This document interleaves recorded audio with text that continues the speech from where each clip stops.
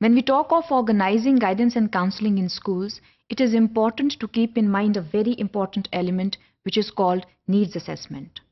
Needs assessment must be done in schools regarding the lives of students in various capacities. ہم جب needs assessment کی بات کرتے ہیں تو 3 ڈومینز ہیں جس میں اسٹوڈنٹس کی نیڈز اسیسمنٹ کرنا بہت ضروری ہے. جب ہم 3 ڈومینز کی بات کرتے ہیں تو اس میں ایجوکیشنل ڈومین ہے، اس کے ساتھ ساتھ ووکیشنل ڈومین ہے اور پھر سوشل ڈومین ہے. یہ 3 ڈومینز جو ہیں یہ بہت امپورٹنٹ ہیں اور اسٹوڈنٹ کی جو پروگریشن ہے، ایجوکیشنل پروگریشن ہے، اسٹوڈنٹ کی جو اسکول میں زندگی ہے، اس کو انشور کرنے کے لیے کہ وہ سیٹسفیکٹورلی ڈیولپ ہو، ان 3 ڈومینز کی نیڈز اسیسمنٹ ضروری ہے. نیڈز اسیسمنٹ سے ہمیں کیا حاصل ہوتا ہے؟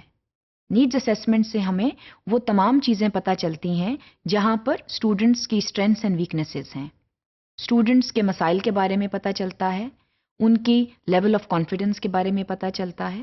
جب ہم ایجوکیشنل ڈومین کی بات کرتے ہیں تو ہمیں یہ پتہ چلتا ہے کہ اسٹوڈنٹس کے اسٹرانگ ایریاز کون سے ہیں، اسٹوڈنٹس کن سبجیکٹس میں اچھے ہیں اور کہاں پر ان کو زیادہ محنت کرنے کی ضرورت ہے.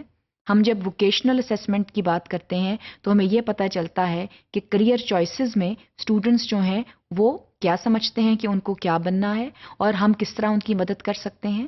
اسی طرح ہم جب سوشل ڈومین کی بات کرتے ہیں تو وہ تمام بیہیویئرل پرنسپلز جو ہیں وہ سامنے آتے ہیں کہ اسٹوڈنٹس بیہیویئرلی جو ہیں کتنے سمارٹ ہیں اور کہاں پر گنجائش ہے بہتری کی.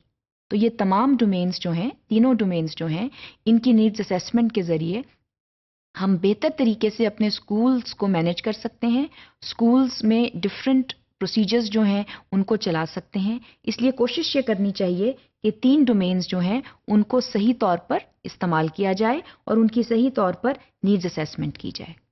اس کے ساتھ ساتھ جب ہم ایجوکیشنل ڈومین کی بات کرتے ہیں سو بیسکلی ایجوکیشنل ڈومین جو ہے it basically determines students proficiency. It determines students proficiency in a particular area which basically means کہ اسٹوڈنٹس جو ہیں کیا ریاضی میں بہتر ہیں، لینگویجز میں بہتر ہیں، آرٹ میں بہتر ہیں، سائنسز میں بہتر ہیں، ان کا لیول آف پروفیشنسی کیا ہے. So that the class lessons can be pitched at that level so that lesser problems arise. تو جب ہم کریکولم ڈیولپمنٹ کی بات کرتے ہیں تو کریکولم ڈیولپمنٹ میں سب سے پہلے نیڈز اسیسمنٹ ہے. نیڈز اسیسمنٹ کے ذریعے ہی آپ کو پتہ چل سکتا ہے کہ کریکولم کو کہاں پر پچ کرنا چاہیے، اور کریکولم سے جب آپ سلیبس بناتے ہیں، ٹیکسٹ بکس کی سلیکشن کرتے ہیں تو وہ کس لیول کی ہونی چاہیے تاکہ اسٹوڈنٹس جو ہیں وہ اسموتھلی اپنی جو ایکڈیمک لائف ہے وہ اسکول میں گزاریں. سو لیول آف پروفیشنسی کے ساتھ ساتھ ڈیفیکلٹیز بھی ڈٹرمن ہوتی ہیں. Where are the weaknesses and how can weaknesses be resolved.